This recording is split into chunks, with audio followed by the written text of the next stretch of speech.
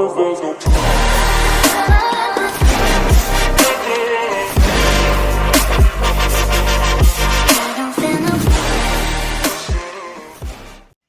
semuanya, kami dari kelompok 6 kelas TPB 4. Di video kali ini, kami ingin membahas tentang biomimikri, dan kami mengangkat topik yaitu tentang penerapan turbin angin yang terinspirasi dari paus bungkuk.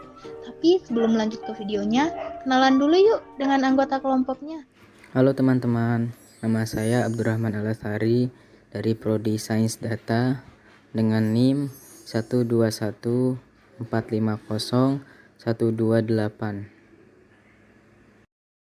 Halo teman-teman, perkenalkan nama saya Desi Saragi. Saya dari Prodi Kimia dengan NIM 1212762.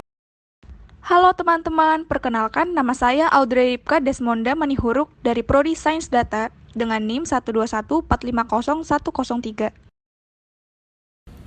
Halo teman-teman, nama saya Ayu Putri Londari dari Prodi Fisika dengan NIM 121110028. Halo teman-teman, nama saya Divania Rahmadani dari Program Studi Sains Data dengan NIM 121450104.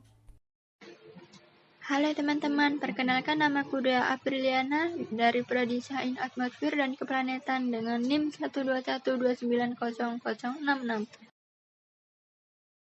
Halo teman-teman, nama saya Alicia Irmadila Latifah dari Prodi Sains Atmosfer dan Keplanetan dengan NIM 121290053. Halo teman-teman, perkenalkan nama saya Rangga Diputra dari Prodi Sains Data dengan NIM 121450106.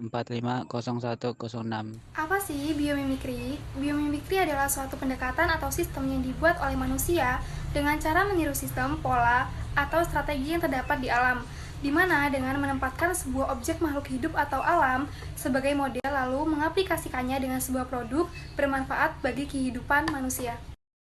Di sini saya akan membahas bagaimana sejarah biomimikri. Pengertian biomimikri terbagi atas dua kata yaitu bio dan mimikri.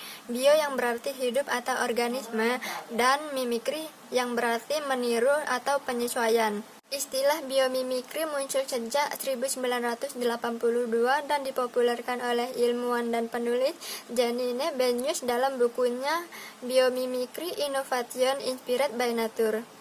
Lalu setelah itu tujuan dari biomimikri ini sendiri yaitu mencari solusi dalam keberlanjutan bangunan yang ada di alam, sehingga tidak hanya dengan mereplikasi bentuk alaminya, tetapi juga dengan memahami aturan struktur yang mengatur bentuk tersebut.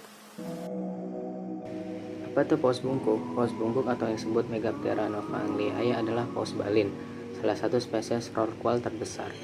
Hiasnya paus bungkuk dewasa sebesar 12 hingga 16 meter dan memiliki berat 36.000 kg. Paus bungkuk memiliki bentuk tubuh yang istimewa dengan sirip dada hiasni dan kepala menonjol. Hewan ini adalah hewan akrobatik, sering muncul di permukaan air. Bagaimana dengan turbin angin? Turbin angin adalah kincir angin yang digunakan untuk membangkitkan tenaga listrik. Turbin angin ini pada awalnya dibuat untuk mengakomodasi kebutuhan para petani dalam melakukan penggilingan padi ke peluang irigasi dan lain-lain. Kini turbin angin lebih banyak digunakan untuk mengakomodasi kebutuhan listrik masyarakat dengan menggunakan prinsip konversi energi dan menggunakan sumber daya alam yang dapat diperbaharui yaitu angin. Sejarah penerapan turbin angin dengan ikan paus bungkuk. Paus bungkuk telah menjadi perhatian para peneliti dari Harvard University yang telah bekerja sama dengan Westchester University dan Duke University. Jauh sebelumnya, ilmuwan-ilmuwan kelautan meyakini bahwa gesitnya paus bungkuk dikarenakan adanya permukaan yang tidak rata atau berupa permukaan yang bergelombang di bagian pinggir siripnya. Di ISS near Boston, Frank Fish, seorang ahli biologi memperhatikan tonjolan-tonjolan di sepanjang sirip pada patung paus bungkuk. Nah, setelah diperhatikan, bagian yang menonjol pada paus bungkuk berada dari ujung belakang sirip. Benjolan itu pasti selalu berlari di sepanjang bagian depan. Deretan punggung yang mempunyai kutil menciptakan vortisitas kecil yang dapat membantu sirip untuk memotong air dan bahkan bisa menjelaskan kelincahan mengejutkan dari hiu bungkuk ini. Nah, setelah kita mempelajari efek turbekel ini, Fish dapat menemukan bahwa menambahnya deretan tonjolan ke bilah turbin dapat mengurangi hambatan dan kebisingan dan bahkan dapat meningkatkan efisiensinya. Mengapa harus paus bungkuk? Paus bungkuk memiliki kelebihan di bagian sirip yang menjadi inspirasi untuk turbin angin. Sirip paus bungkuk adalah pada sudut antara aliran air dengan permukaan sirip. Ketika sudut antara aliran air dengan permukaan sirip terlalu curam, maka yang terjadi adalah seperti pada pesawat terbang ketika mengalami stall, suatu kondisi di mana tidak ada daya angkat pada pesawat. Pengujian yang dilakukan menunjukkan bahwa sirip paus bungkuk ialah mencapai kecuraman sebesar 40% sebelum efek stall terjadi. Selanjutnya, saya akan membahas cara kerja turbin angin. Pemanfaatan energi angin telah berkembang dalam sejarah manusia dan seiring waktu dan menjadi salah satu sumber energi terbarukan yang berbasis mekanik. Turbin angin merupakan teknologi pemanfaatan energi angin yang andal dan hemat biaya yang umumnya digunakan banyak pembangkit listrik tenaga angin.